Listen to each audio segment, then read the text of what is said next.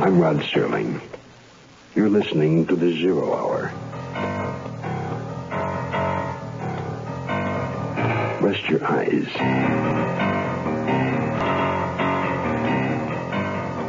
Exercise your imagination. Today, Glenn Hall Taylor's tragedy of murder in a theater. Violence takes a curtain call. Starring Shelley Berman. In the Mutual Broadcasting System presentation of The Zero Hour. Brought to you by the Ford Motor Company and Lazy Boy Recliners. This is The Zero Hour on Mutual Radio.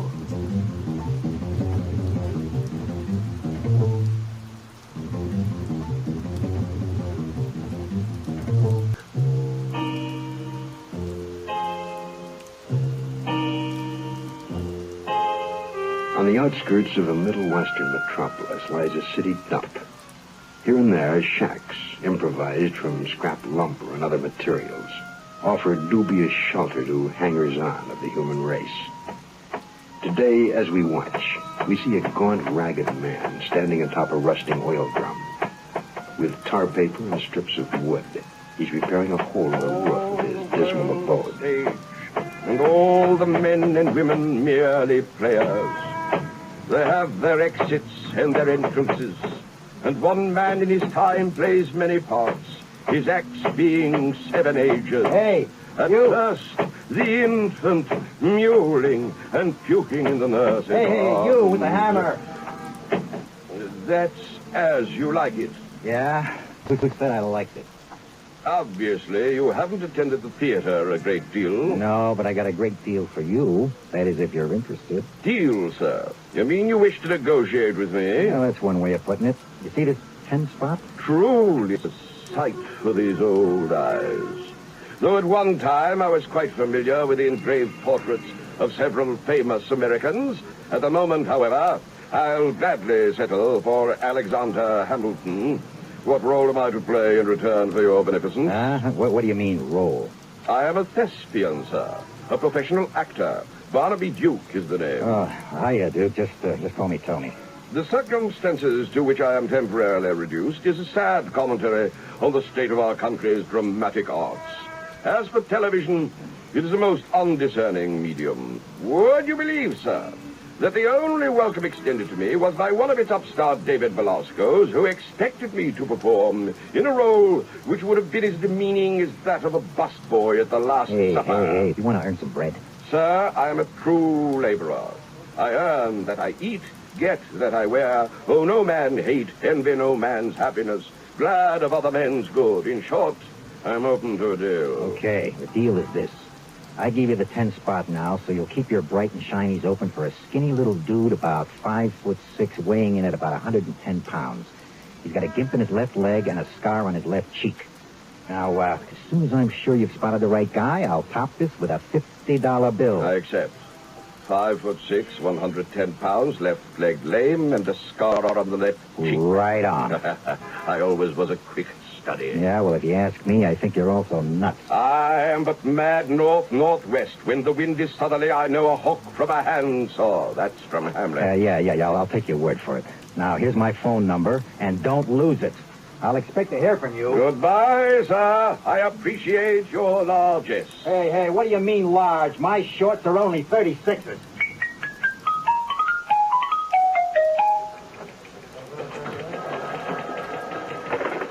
Robbery detail, Captain Hollenbeck. Yes, sir? Oh. When? Oh, he did, huh? Yes, sir. Yes, sir. Both Sergeant Diego and I are familiar with the case. We'll get right on it. Yes, sir. That was the state penitentiary. George Cook died about half an hour ago. Well, that blows our chance to find out where he stashed all that loot from the last job. Well, not necessarily. George's brother was with him when he tossed in the towel. Well, that may mean something. Gus Cook scrammed out of this town right after his brother was sent on. Yeah, 3 months ago. If Gus shows up here now, it may mean George tipped him off to the hiding place. Something tells me my home life's going to be shorted again until we track him down. This is a big city.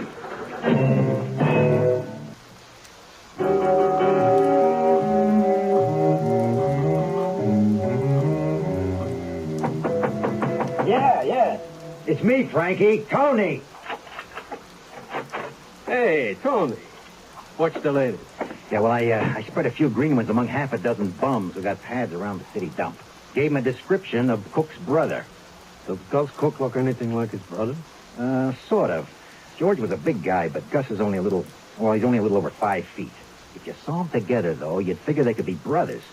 That's how come my connection up in the slammer passed the word through the outside. George was dying, and when Gus paid him a visit up there, the little guy looked so much like George, the connection figured him for the brother. The connection heard George tell Gus the loot's buried at the city dump. The dump's a big place. That's why I want to tail Gus if he shows up there. If he snoops around and one of those bums reports him to us, he could lead us right to the payoff. Sounds good. I'll get it. Hello? This is Barnaby Duke calling. Just a second. It's some guy who talks like he's holding out his pinky. Says he's some kind of a duke. Hey, Barnaby Duke. Good. Give me the phone. Hello, Duke. This is Tony. While strolling about my domain this afternoon, I was certain I spotted your man. He strolled about a bit, kicking here and kicking there, then left. Uh-huh. Well, where did he spend most of his time? I would say within 50 feet or so of my modest abode.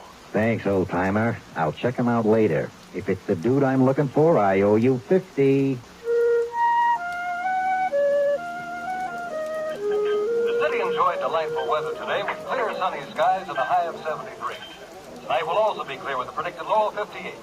Barkeep, draw me a flagon of your finest amber brew. By the looks of those threads you're wearing, you must expect someone to pay for it. Who? A valid question, but unnecessary. This, sir, is United States currency, recently tendered me for services rendered. It will more than suffice, I'm sure. Today he died. This picture, taken at the time of Cook's trial, shows him entering the courthouse with his police escort and his brother Gus. Gus Cook was not under indictment. Wait, fella. Never mind. It's nothing. Barkeep, don't draw the beer until I return. I have a most important telephone message to transmit. The gate is testimony. State penitentiary authorities reveal Gus Cook had visited his brother shortly before.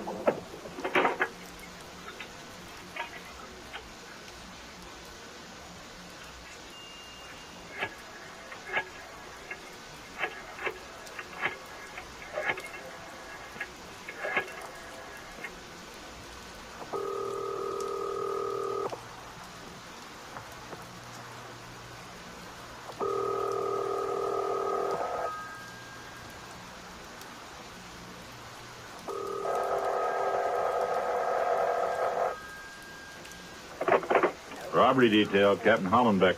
Good evening, Captain. My name is Barnaby Duke. I've been watching the TV news. The station just showed a photograph of the convict, George Cook, and his brother, Gus. Yes, sir? I thought you might be interested to know Gus Cook is the man I saw wandering about my neighborhood. Therefore, my good Captain, it struck me that it might be more than coincidence that Mr. Gus Cook was back in our fair city so soon after visiting his brother. Yes, sir. Thank you. Maybe worth looking into. Now, your name again? Barnaby Duke. Where can you be reached? I guess our hunch was right. Some guy on the phone said he'd seen Gus Cook wandering around town. Where around town? That's what I didn't get a chance to find out. When I asked for his address, he hung up. I'd like to see that guy in person and find out how much he really knows.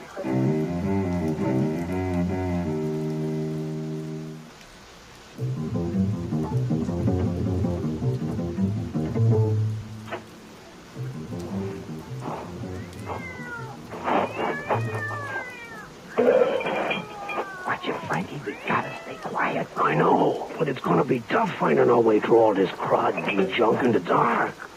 I wish I could use the flashlight. Now, maybe later. Darn those bottles. I told you it'd be tough going. I can't even see far enough ahead. Oh.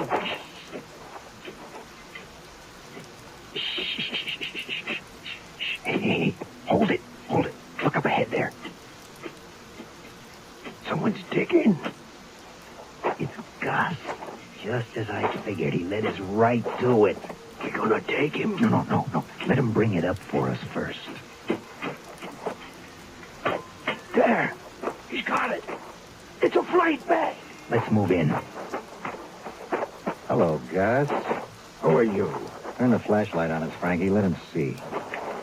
You, why, you dirty... Man, this is some husky flash.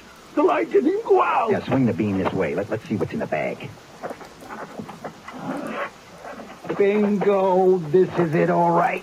Oh, some whore. No wonder Georgie wasn't going to let no one know where he'd stashed it. Who's there? Off the light. I know you're there, gentlemen. Who are you? It's that two-bit hand that called me about Gus. Hiya, Duke. Oh, it's you. You gave me quite a start. I was in my tar paper Taj Mahal on the verge of slumber when I heard you out here. And, what's this?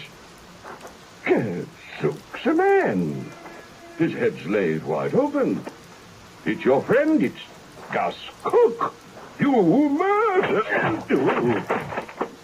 We can't leave him here. The cops will swarm around like flies. I had a plan for Gus. There's no reason it won't work for two as well as one. What'll work? Making it look like an accident.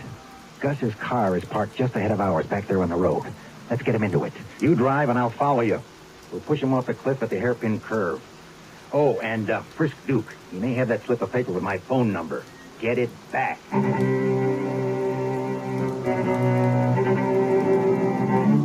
Why do I gotta go so fast, Greg? Because we want to get there before the old guy dies. The highway patrol says the driver of the car's already dead, Gus. And this other guy had some old theatrical clippings in his pocket. His name's Barnaby Duke. That's the guy that called about Gus. He was brought in last night. I didn't think he'd make it. But he's a stubborn old mule. You can talk with him, but please don't make it too long. Thanks, Doc. Mr. Duke, how'd you happen to be riding in a car with Gus Cook? It was most certainly not of my choosing. The last thing I remember was looking down at his body and talking to two men. One of them was the man who'd given me the $10 bill to let him know if Mr. Cook showed up. The other man conked me with a flashlight, I think. Did you recognize the other man? No, between the flashlight in my eyes and the darkness, it was like standing in a spotlight in a darkened auditorium. Oh, to hear the applause and to smell the grease paint once more. It still hurts. Tell me, do you still have that piece of paper the fella called Tony gave you? You know, the one with the phone number on it? No, I'm afraid not. You don't remember it, do you? Gadzooks, man. My head even hurts when I try to remember who I am. Okay. For now, we're going to keep you in this private room until you're well enough to make it on your own. We're going to let the killers believe you're as dead as Gus Cook. If they think the witnesses are out of the way, they might get careless. I hope you feel better, and thanks for helping. Yeah, thanks, Mr. Duke. The niceties of a private room.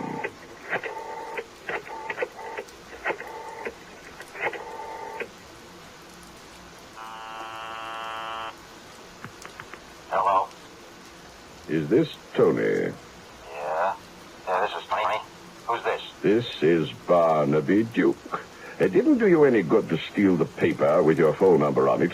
I told you I was a quick study. You're alive. Very much so. I thought perhaps you'd be so kind as to deliver my $50 to room 707 Doctor's Hospital. Why, of course. I'd be delighted. Frankie and I'll be right over. I thought you'd like to see me again. Thank you, sir. My pleasure, old-timer. I'll hurry. Believe me.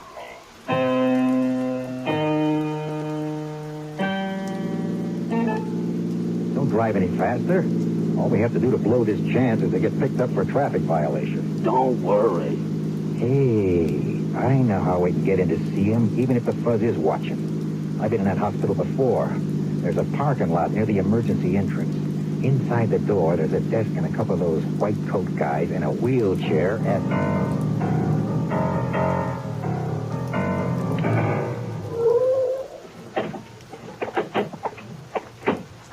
There's two of them in there. Get your gun out. You take one, I'll take the other. Okay. Up with him, you bug. Hey, what's going on? What is this? Shut up. Get in that storage closet. And get those uniforms off.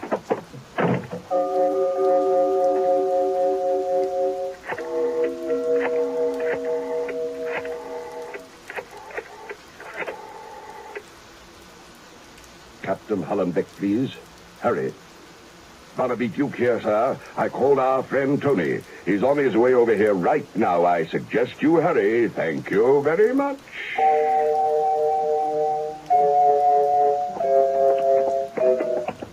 Where are you two Vadesterns going with that wheelchair? It's an emergency.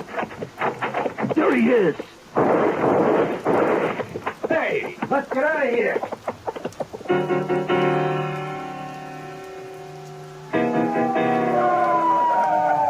These must be their cars. Well, we know it's not that sport job or that convertible. Or that limousine with a guy in a monkey suit. We all set? Everything's covered. Staircases, elevators, all entrances, exits.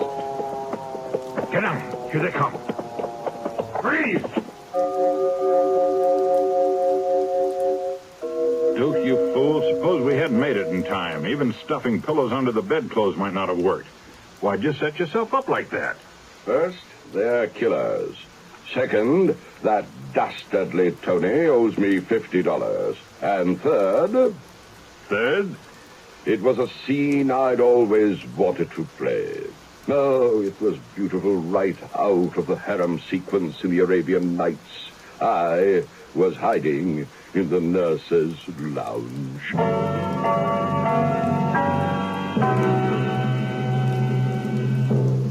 I'm Rod Serling. Close your eyes, exercise your imagination, and join us again on our next presentation of The Zero Hour.